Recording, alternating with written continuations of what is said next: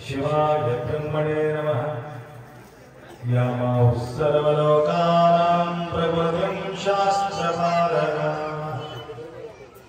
तां धर्मचारिणीं शम्भो प्रणमामि परं शिवाम्। वागर्थविव सम्पृक्तो वागर्थप्रतिपत्तये जगतपितरौ वंदे पार्वती परमेश्वर। त्रिकालवंदनीय प्रातस्मरणीय पूज्य गुरुवर्यांचं स्मरण करू। अखंड शिवनाम सप्ताहातील आतापर्यंत प्रसाद रूपी कीर्तन सेवा शिवभक्त परायण वेदमूर्ती राजेश्वर स्वामीजी लाळीकर यांच्या मुखातून सुंदरशा हा गुणगान या ठिकाणी आपण श्रवण केला आणि आपल्यापर्यंत येण्यासाठी घोळून घोळून घोळून आखरीला प्रवचन ऐकणे म्हणजे फार अवघड आहे। कारण 2-3 तासापासून बसलेले तुम्ही आहात म्हणून वेळ न घेता आखरीला आपण दर्शन घेतो। दर्शन कशासाठी घेतो ते आम्हाला माहिती नाही। दर्शन हा आम्हाला कळालंच नाही म्हणून न दिसणारा वस्तू ज्यावेळी आपल्याला दिसू लागतात आम्हाला त्या ठिकाणी दर्शन झालेले आहे असं आपण म्हणतो। दिसला का तुम्हाला? दिसला नाही। अंधार आहे, दिसू शकत नाही। अंधारात वस्तू दिसू शकत नाही म्हणून एक सहारा घेतो। बॅटरीचा सहारा घेतो, दियाचा सहारा घेतो, लाईटचा सहारा घेतो। लाईट टाकल्याबरोबर घरात असलेली वस्तू आपल्याला लक्षात येतात। पायात काय पडलेले आहे काय नाही। लाईट नसेल, अंधारा असेल, अंदाजानं आपण ज्या ठिकाणी जाणार आहे त्या ठिकाणी आपण पडणार आहोत, ठेस लागणार आहे। म्हणून ठेस लागू नये, वस्तू आमच्या लक्षात यावे असा वाटत असेल तर आपण काय करतो त्यावेळेला उजेडाचा सहारा घेतो। म्हणून पडायची शक्यता कमी असते। कारण दिसल्यानंतर कशाला पडते माणूस? त्या प्रकारे गुरुमाऊलीचा दर्शन कशा करता? राहू दे, काय नाही, ठेवा वर ठेवा, नंतर ते गर्दी दर्शनच्या वेळेला 12च्या गरज आहे तोपर्यंत लावू नका, राहू दे। तर माऊलीचा दर्शन कशा करता? आम्हाला दिसत नाही, डोळा असून दिसत नाही, कान असून सुद्धा ऐकू येत नाही, मन असून सुद्धा स्मरण करू शकत नाही।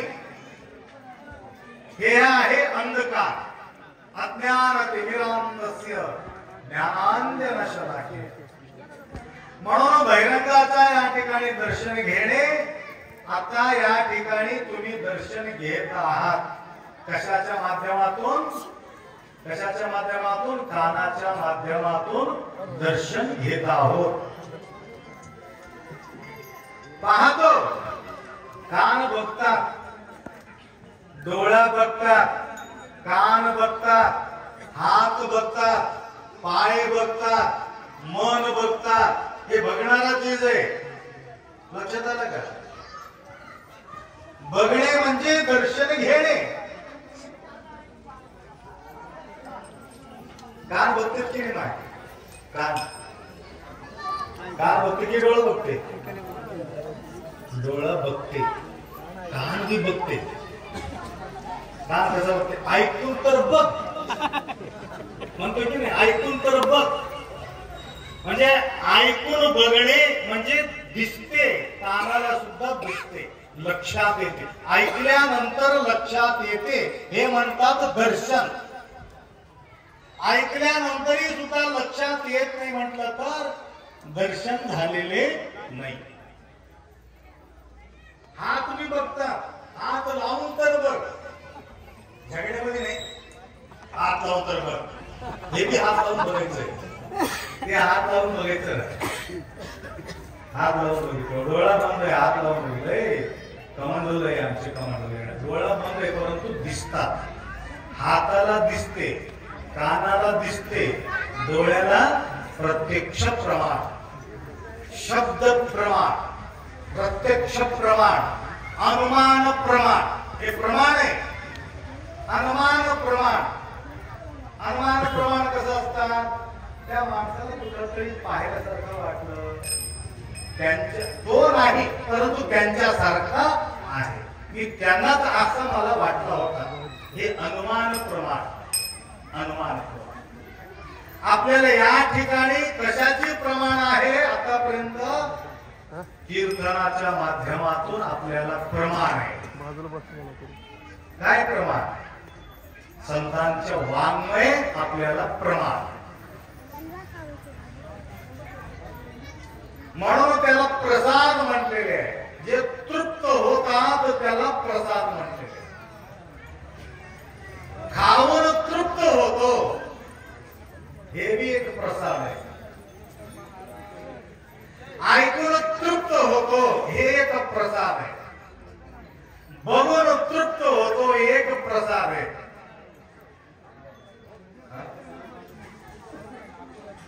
सगुण स्वरूप दृष्टीने बघा, रामाला जो छोटा अवतार, जो व्यक्ती असा कोरून काढले, असं कोरून काढले, साक्षात बाल राम त्या ठिकाणी खेळू लागलेले का, या प्रकारे कला कसुरी, त्या कलाकारचा किंमत कितीही केलं तरी कमी आहे. बघा, अशा प्रकारचे अनेक कलाकार होते, परंतु ते कलाला सगळ्यांनी निवड केली. रामाच्या मूर्तीला, त्या मूर्तीला बघण्याकरता 5 लाख पब्लिक त्या ठिकाणी उभे, डोळं तरसू लागलेले. साकार स्वरूपाला पाहण्यासाठी, रामाच्या दर्शनासाठी हे डोळं तरसत आहे. म्हणून त्या ठिकाणी गोंधळ माजलेले. 5 लाख पब्लिक जागा पूर्ण गेले. हटावं लागलं त्यांना, रोड बंद करावं लागलं. येऊ नका म्हणून अलाउन्स चालू आहे. कशा करता? या डोळं तृप्त करून घेण्याकरता, साकार स्वरूप पाहण्यासाठी, दृष्टीने पाहिले. काय पाहिल्यानंतर उरत नाही आणि पाहिल्यानंतर विकार पैदा होत नाही, त्याला म्हणतात प्रसाद. बघितल्यानंतर विकार निर्माण होत असेल तर त्याला प्रसाद म्हणता येत नाही. पाहिल्यानंतर काय व्हायला पाहिजे? प्रसन्नता व्हायला पाहिजे. प्रसन्नता ही प्रसाद. म्हणून गुरु प्रसादाची थोरी महिमा असे श्रेष्ठ भारी. थोरी बी आहे आणि भारी बी आहे. अशा प्रकारचा प्रसाद आपल्याला भेटल्यानंतर काय होणार आहे? त्या ठिकाणी संशय शिल्लक राहणार नाही. जोपर्यंत संशय शिल्लक राहणार आहे तोपर्यंत आम्हाला प्रसाद मिळालेले नाही. अमृत झालो मी पूर्ण तृप्त. अपूर्ण तृप्ती नाही, पूर्ण तृप्ती. अशा प्रकारच्या परिपूर्ण तृप्त होण्यासाठी लौकिकाचा, व्यवहाराचा रस, व्यवहाराचा गोडी ओढी त्या ठिकाणी राहू नये. एकमेव ओढ, एकमेव ध्यास. गुरु द्याई सार नाही. म्हणून दर्शन काही व्यक्तींच्या जीवनामध्ये दर्शन होतो, सगळ्यांना होत नाही. ज्यावेळी दर्शन झाल्यानंतर ऑटोमॅटिक त्याग त्या ठिकाणी निर्माण होत असते. त्याग, लौकिकाची अटॅचमेंट जोपर्यंत आमचं मन चिटकलेले आहे तोपर्यंत त्यांच्याकडे आमचं मन लागत नाही. मन लागो रे लागो म्हणून म्हणतात ना तुम्ही, लागो रे मन लागो रे गुरु भजन. फार सुंदर म्हणतात, मन लागो रे लागो गुरु भजन. कुठं लागते मन? इमानदारीला सांगा, कुठं लागते? पैसा मोजण्यामध्ये मन लागते. मन भटकत नाही. एक जरी कमी झालं तर अवघड होतील. लागो रे लागो कुठं? पैशासाठी, व्यवहारासाठी. जागृत होऊन व्यवहार करतात, जागृत होऊन जप करत नाही. जपून जप केलं त्यांचे बेडा पार होत. म्हणून संसारातील असलेले दोष दर्शन जोपर्यंत होणार नाही तोपर्यंत त्यांच्या मन महादेवाच्या प्रती लागणार नाही. तर मन कधी लागतं? ज्यावेळी सगळे लोक आम्हाला तिरस्कार करू लागले त्यावेळी आमचे मन देवाकडे वळण्याचा प्रयत्न करतो. ज्यावेळी वेळ निघून गेलेले असतात. घरला आग लागलेले, किस्तू लागलेले घरला, त्याने हिर खणत बसले पाणीसाठी. इस्तू लागल्यावर हिर खणत बसलो तर असलेले पाणी टाकणं अवघड आहे. हिर खंदावा कधी, पाणी काढावा कधी, त्याला भिजवावा कधी, शक्य आहे का मला सांगा? नुसती फावडी गुदळी घेऊन चालले हिर खंदायला. कशाला? घरला आग लागली त्यासाठी घुसवाय. तसा आमचा अवस्था झाला. सगळं होऊन गेले. 60 वर्ष संपल्यावर हे विचार करतो आता घर बांधावं, शिस्त राहावं. पेन्शन झालेले असते ते पैसे घेऊन घर बांधावं म्हणून विचार करते. जवानीमध्ये घर बांधून आनंदाला राहायचं सोडून संपल्यावर घर बांधून राहणार किती दिवस? जोपर्यंत आपल्या अवस्था व्यवस्थित आहे तोपर्यंत साधून घेणं जरुरी आहे. बीती हुई बात, खोए हुए वस्तु, गए हुए आदमी, इसका बारे में सोचेगा कभी सुखी नहीं होगा. म्हणून काही व्यक्तींच्या जीवनामध्ये लहान असताना त्यांना दर्शन झालेले. कशाचं दर्शन? दोष दर्शन. दोष, व्यवहारातील दोष दर्शन. तर कोणाला झाले? काही व्यक्ती क्वचित मन्मथ माऊलीला झाले, ज्ञानेश्वर माऊलीला झालेले, तुकोबारायला झालेले, लक्ष्मी महाराजाला झालेले. दोष दिसल्याबरोबर त्यांनी त्याग चिटकून राहिलेले नाही. तर राजा भरतुरीचा प्रसंग येते या ठिकाणी तुम्हाला सांगतो. सगळ्यांना माहिती आहे, शिवाजी महाराजांना माहिती आहे. शिवाजी पाटील महाराज काही पाटील घेऊन नाही. आता नवीन एक पोलीस पाटील आले, त्यांचा भव्य सत्कार आपण केलो या ठिकाणी. पहिले कोणी बी पोलीस पाटील खानदाना पोलीस पाटील राहत होते, आता नाही. त्याला बी निवडावं लागते. हा, पोलीस पाटील होण्यासाठी सुद्धा बुद्धी पाहिजे. परंपरा नाही संपला तुमच्या परंपरा. पाटील साहेब शिवाजी पाटील गेलं ते. आता तुम्ही खानदानी पाटील ते गोष्ट तुम्हाला कोणी काढू शकत नाही. परंपरा आहे. तर राजा भर्तृहरी जवान नंबर 25-26 इयर या अवस्थेमध्ये इतकं व्यवस्था त्या जनहितासाठी एवढा व्यवहार करायचं, कुठल्याही प्रजा माझ्याकडून दुखी होता कामा नये, कोणी उपास राहता कामा नये, म्हणून सगळ्यांचा मनभावनानं सेवा करत होते राजा भरतरी. तर एक संतांना एक गोष्टी कळाल्या, सुंदर बी आहे, वैभव भरित आहे आणि गुणसंपन्न आहे, आचार संपन्न आहे, विचार संपन्न आहे. असा राजा आम्हाला हमेशासाठी पाहिजे. सतिविणारे लोक आवडतात की सेवा करणारे आवडतात? कोण आवडतात? सतिविणारे, बांबू फेकणारे,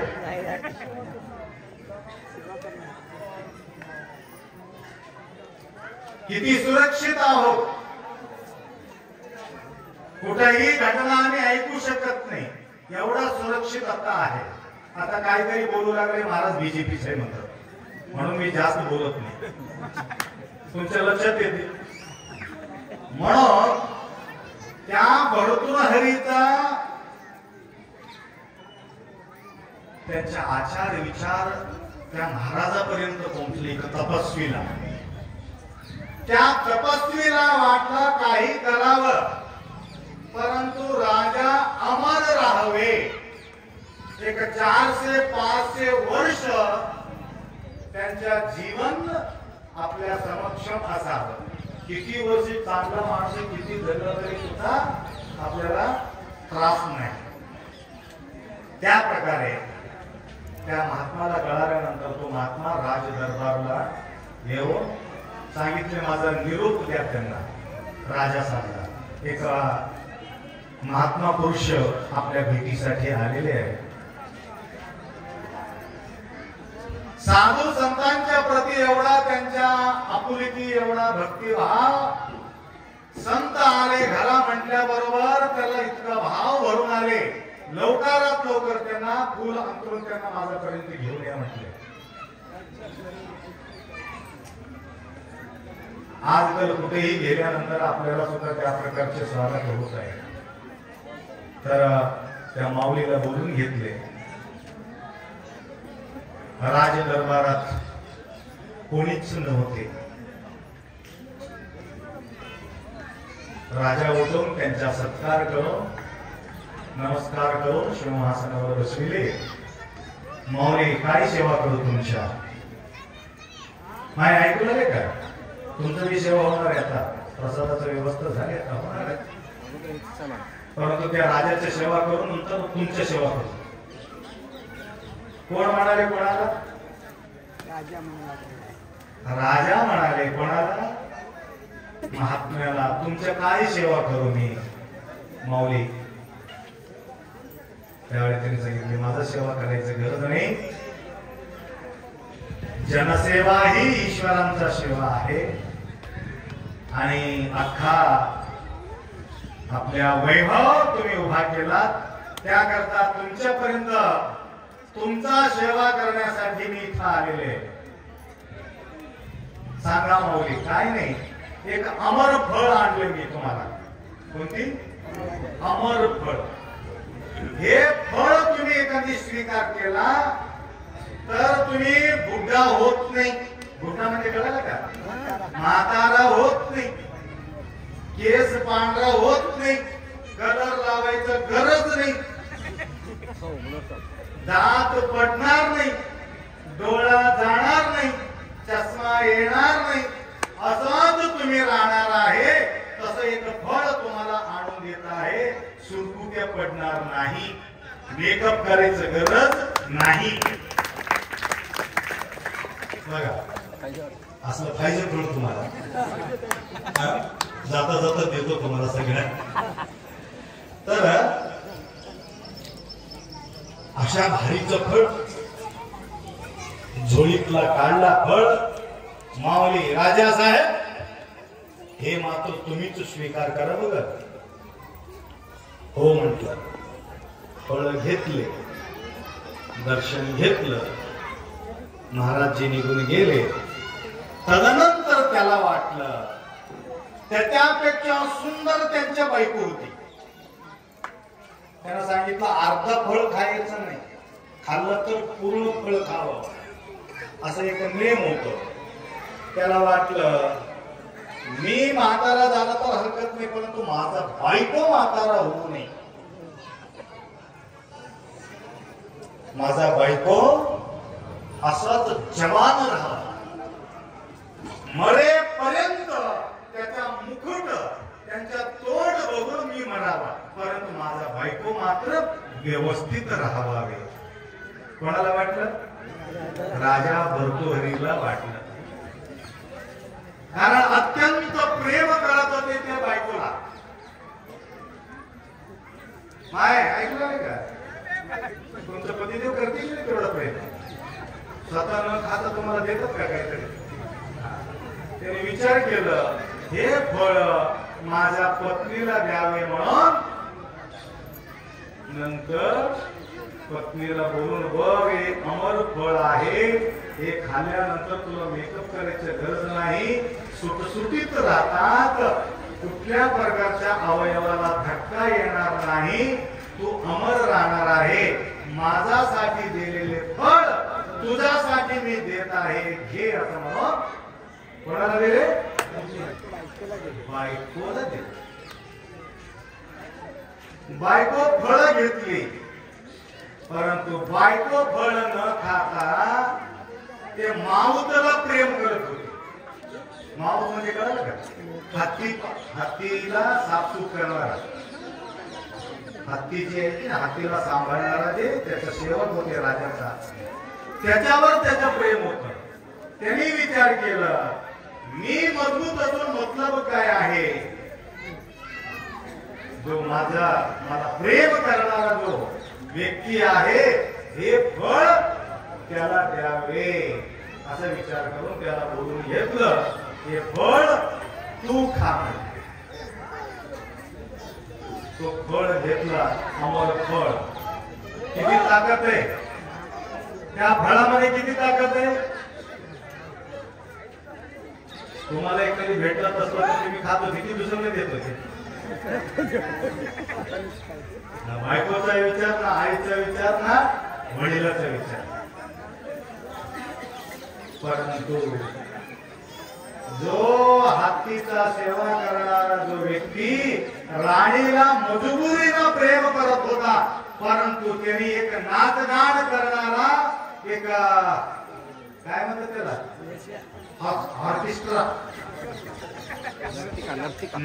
नृत्य करणारे नर्तिकावर त्यांचे जास्त प्रेम होतं. त्यांनी काय केले की हमेशा किती लोकांना समाधान करते हे नर्तिका म्हणून त्या नर्तकीला घेऊन जाऊन ते फळ देऊन. कशासाठी सांगू लक्षात ठेवा.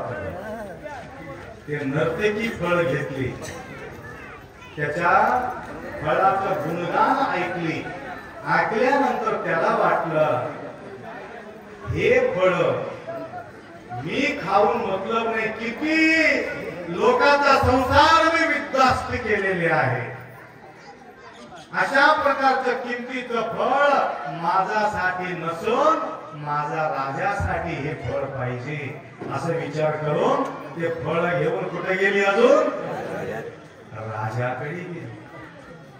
कोण महान आहे? नर्तकी महान, म्हणून त्याच्या नाव उलटा करा नर्तकीचं. कीर्तन हे आहे कीर्तन. ज्यांच्या जीवनात परिवर्तन होत असतो त्यासाठी कीर्तन श्रवण करावं. नर्तकी सारखं आपला भावना असावा. लक्षात आलं?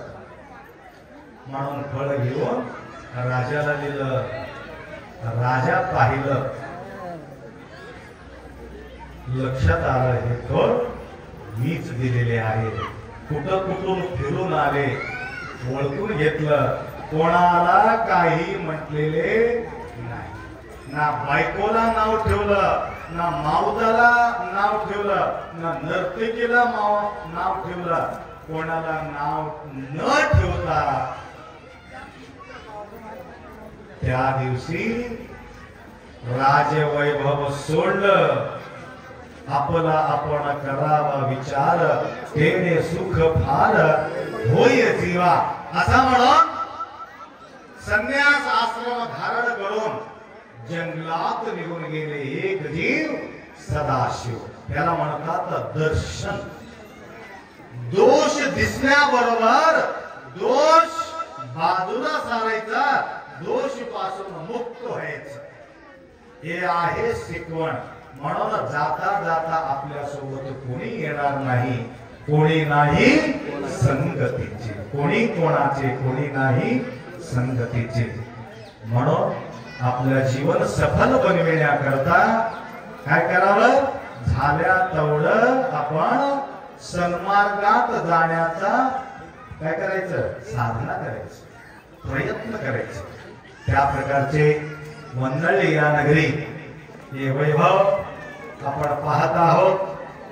प्रेमानं राहिल्यानंतर किती आपल्या जीवनात परिवर्तन होत असते, विचार करायची गोष्ट आहे. म्हणून त्या प्रेमाचा वातावरण आपल्या या वंदळी नगरी पहिल्यांदा आपण इतकं सुंदर सनवेळ सदवेळ या ठिकाणी मी पाहत आहोत. प्रतिवर्षी एक कार्यक्रम या ठिकाणी होत आहे. त्याच प्रकारे आपल्याला अखंड हरिनाम सप्ताहामध्ये सुद्धा आम्हाला विचार केला एक दिवस तुम्ही आम्हाला मार्गदर्शन देण्यासाठी या म्हणून ते आमंत्रण देत होते. सकाळी सकाळी आम्ही फिरत फिरत त्या चैनपूरच्या वाटाला गेलतो. पुरा पलीकडे जंगलमय मंगल आम्हाला गावात राहावत नाही गेला, जंगलात राहावत. शिवाजी पाटलाच्या शेतामध्ये जाऊन फर्स्ट क्लास योगा वगैरे केलं. ते तुला कोथंबरी वरपून आणलं आणि काही काही काही घेऊन आलो होतं खायला. शिस्त केली. म्हटलं त्याला औषध मारलेले नाही, एकदम व्यवस्थित आहे. त्याला काय आवरी शेंगा घेतलं, तुरीचं शेंग घेतलं, अजून कोणती घेतलं, लिंबू घेतलं उतरून का टाकायला. तर या प्रकारचे सेवा शिवाजी पाटलांच्या शेतामध्ये आम्हाला लाभलेले आहेत. तर या मंगलमय प्रसंगी अनेक माता मंडळी या ठिकाणी उपस्थित आहात. तर आमचेही कार्यक्रम शिवरात्रीला प्रतिष्ठापना होणार आहे, परंतु अजून एक कार्यक्रम रंभापुरी जगद्गुरु महाराजजी प्रसन्न रेणुक शिवाचार्य वीर सोमेश्वर शिवाचार्य महास्वामीजी रंभापुरी जगद्गुरु कळश आरोहण करण्याकरता तंबूरला येणार आहेत. त्यावेळेला आम्ही बाईलेकींना बोलणार आहोत. बाईलेकी फक्त तंबूरचे मला नाही, अनेक लेकी तुम्ही आमचे लेकी नाही का, नाही की नाही, परंतु आमच्या बाईलेकी सगळीकडे आहेत. तर सर्वांना या ठिकाणी आम्ही या माध्यमातून तुम्हाला सूचना देत आहेत.